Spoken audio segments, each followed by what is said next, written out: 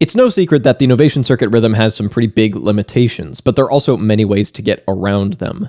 So today I want to walk you through the best tips, tricks, and hacks for navigating the unit and getting the most out of it. Everything from quick little quality of life workflow improvements to more big picture ways to get the fullest sound possible.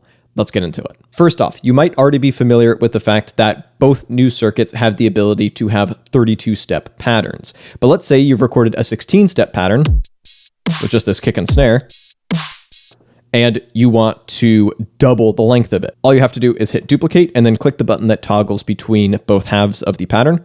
So what we've essentially just done is duplicated the first half of our pattern and filled in the second half of our pattern. So now I could add an extra kick. You get the idea. Up next, you might already be familiar with your ability to get to these overall drum pads.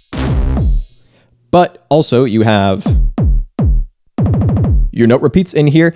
And the other little tip is if you don't like this configuration, say you're left-handed, you can use the octave buttons to swap these out. Up next, one major limitation of the circuit is that it collapses any stereo samples that you load in down to mono. And that's even a deal breaker for some people, which is very understandable. There are a few ways though to get some stereo width back beyond just panning, which of course you can do in this unit. The way we're gonna at least somewhat bring stereo back to these samples is the effects. So you've got both delay and reverb to work with, and the delay has some stereo options, and of course the reverb is already in stereo. So I've got this basic supersaw chord part, and we'll get into chords in a little bit. And it's super mono, sounds super tiny, not really doing it for me. So here's what we're gonna do to expand that. First of all, we're gonna use one of these two delays. You could also use maybe this one, or I think it's this one off the top of my head. These are ping-ponging delays that bounce back and forth in your headphones or speakers, and we can use that to fake some stereo width, especially these two, which are slapback ping-ponging delays. This will create some phase issues, so I wouldn't do this on like a primary foundational element like a kick or a snare or a bass, but for a pad or something, it could absolutely work. I should also note that it will make your sounds sound a bit metallic as well. Like, let me demonstrate this on a percussion sound. That'll make this a little clearer. Engage the delay, just crank that. Woo! Okay, too much. Let's try the other setting. And you can hear that little delay. And if I dial this down to a more reasonable amount, we've got some extra stereo width. So let's hear what this does to my chords.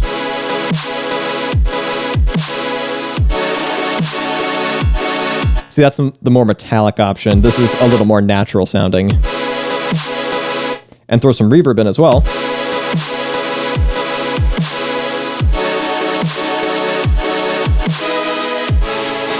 We've at least somewhat brought those supersaw chords back to life.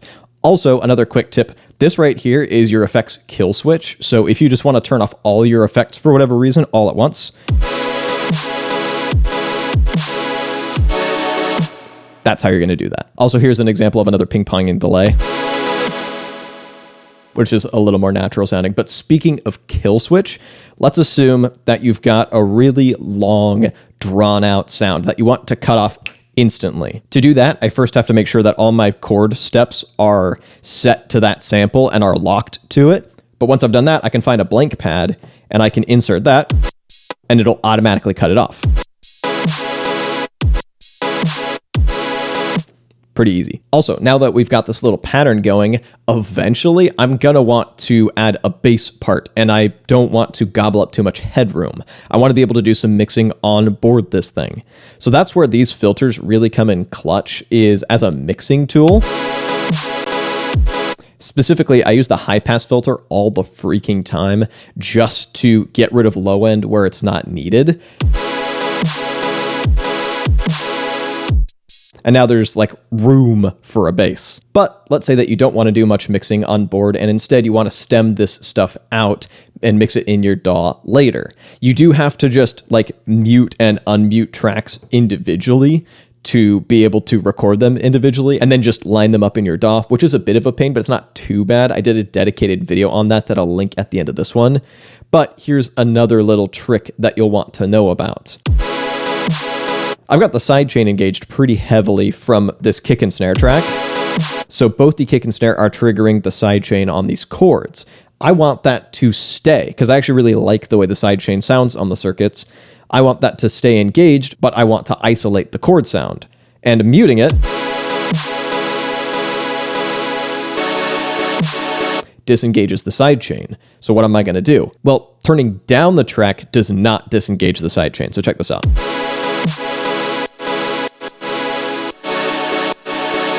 But if I mute it, that's how you're going to get that nice, clean, isolated, sidechained track. And then what I would probably do in this case, just to get a really clean bit to grab onto, to drag to like line up right with the beginning of my DAW's grid, is to start with this track turned all the way up, and then turn it all the way down, and then let that run through 2 loops. That way I can grab onto the transient of that first kick, for instance. You could also do this by turning on the click and grab that transient as well. But we've been dancing around this, so now let's face it head on. Let's talk about chords, because one of the major limitations, probably the biggest limitation of the circuit rhythm, is that every track is monophonic. Once again, that's a huge deal breaker for some people, especially if they like working with more chord-heavy tracks. Now, you can absolutely build tracks that sound fairly dense and interesting just without chords. Like, this has kind of taught me more about how to do that, and I think that's made me a better producer, just made me more versatile, better at writing counter melodies and all that kind of stuff. But chords are pretty damn useful, so let's talk about a few different ways to get them. These supersaws represent actually 2 tricks in one. So let me solo these.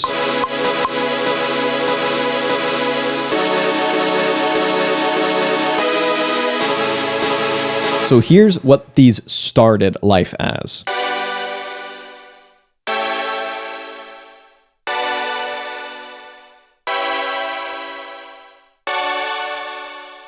So this is just a basic serum patch I made in my DAW, and then made the chords high-pitched and pretty short because I wanted to conserve sample space because the rhythm doesn't have a ton of it. Let's be honest here. So now that I've got this in here, I can go and change my sample mode to slice, and I can double hit note, and I can start slicing them up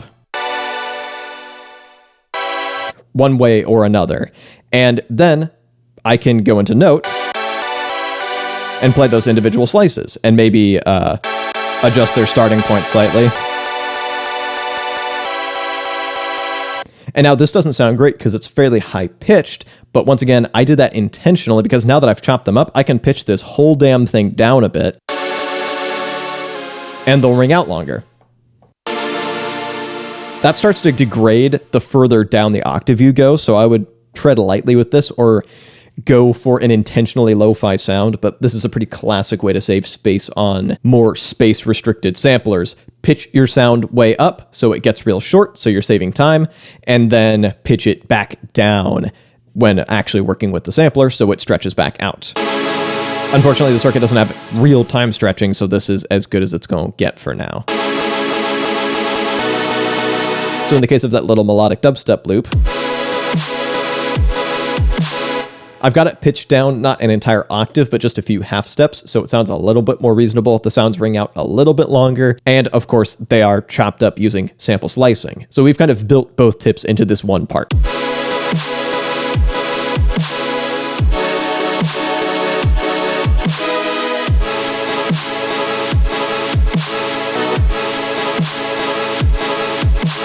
Of course, you could just ignore the sample slicer entirely and have separate samples taken up by chords as well. So let me mute this track. Let me just go ahead and sidechain this track a little bit, and let me pull up these chords.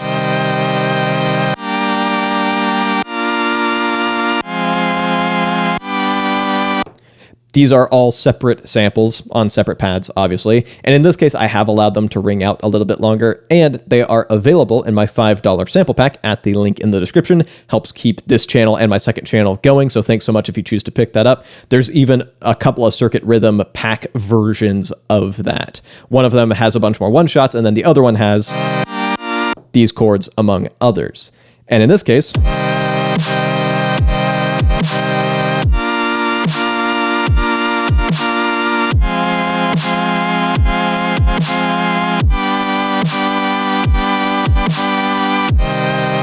I can play them in that way, And once again, I've got a fairly decent way to build up chords. Or of course, you could go the other classic sampler route. This sample's also in the pack. And I could just map this to my keyboard directly and just accept that harmonically it's going to sound a little bit weirder.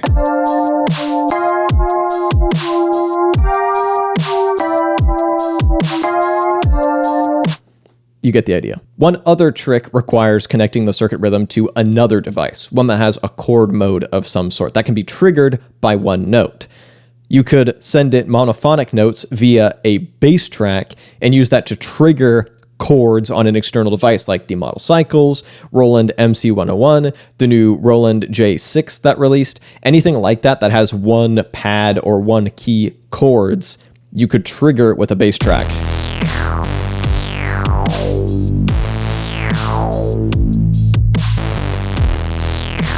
On the note of connecting external devices, the rhythm is definitely not as optimized for it as the tracks is, but you still can pipe audio of a synth being controlled by the rhythm back into the rhythm and then hear it along with everything else. Unfortunately, you can't like sidechain it or send it to the reverb and delay because it doesn't actually get sent to an individual track. It just kind of floats around in the ether as long as you have record monitoring turned on. If record monitoring is on, but you leave the sample recording, you can still hear that audio, which is kind of nice. And it will get processed by the grid effect, so you could have some fun with that. And now let's get into some rudimentary sound design because there is a bit that you can do on the circuit rhythm directly. It's not super intense. It's not as deep as something like the Digitact or Polyon Tracker, but there is some that you can do. So I've got this saw bass here. It's fairly boring, fairly static. So first of all, I'm going to crank the resonance a bit, and then I'm going to automate my low pass filter to do a bit of a filter sweep. We're just doing this by hand because we don't have filter envelopes, as nice as that would be. Novation, please give us filter envelopes. So now, hold down record.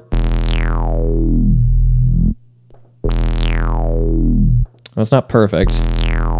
It's fine. We can refine that later. We'll just roll with it. Let's maybe give it a little bit of reverb, a little bit of ping pong delay for the stomach gurgling effect. And if you hit this pad here, you can latch your grid effects. So we could do like a phaser. I don't think that's going to help us really. Let's just do a phaser. And then also maybe I just add a bit of distortion. But we can't do anything with this yet because we've just got this automation baked into this pattern. So now, this is where resampling becomes our best friend. We're going to lose the stereo nature of that ping-ponging delay, but that's fine. I've accepted my fate. Let's resample. Let's select an empty pad. And I cut that off fairly early, but hopefully you get the idea. So here it is. This is our newly created sound, and it is adequate. And now, we could process it further if we wanted to.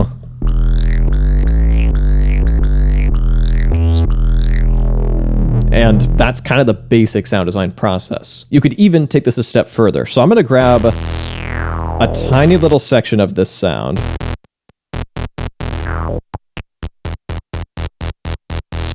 That's as good as any, I think. And now, let's go to sample mode and set this to loop. So now when you hold it down, we're going to set our length to stupid short. And so now, as we hold it down, it's just looping. So now, hold down Shift to make more minute adjustments. Very important. Because watch what happens if it just kind of stops. So hold down Shift.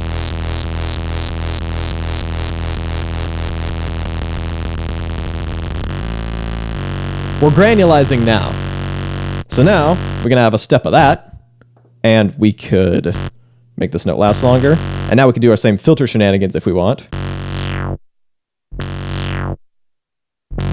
And we've created an entirely new sound that we can now resample and work with further. It's a bit of a janky way to do it, but it is pretty fun, and it does unlock some pretty cool possibilities on this thing. But finally, if you've been a longtime follower, you've probably seen me talk about this, or at least seen me do this before. This is one of my favorite things that the circuits do, and I think it's super underrated, and that's project switching. If you're in your project view and you hit play, and then select another project, it will temporarily tempo sync that next project and launch it just like it launches a pattern. So it'll be all quantized and everything by default.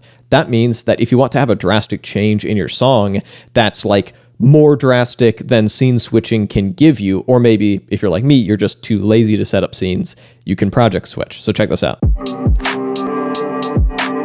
This vocal sample is pitched down an octave. I don't want to have to automate it or anything like that because it's a chop.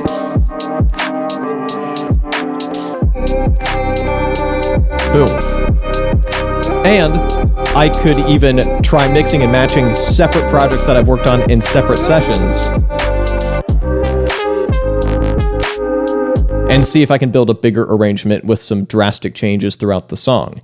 This is a game changer for me personally because I tend to err on the side of making short songs that have just kind of one central idea and then it gets that idea out of its system and then departs. So being able to very on the fly test different combinations of ideas has meant I've made more interesting songs as a result. Plus, it's just super friggin' useful for live jamming. If you'd like to see a bunch of this stuff in action, you can check out this video up over here. And if you'd like to see how to record your circuit in a bunch of different methods from cheap and simple to more complicated and more expensive, you can click or tap down over here. Thank you so much for watching, and I'll be back with a new video in a little bit.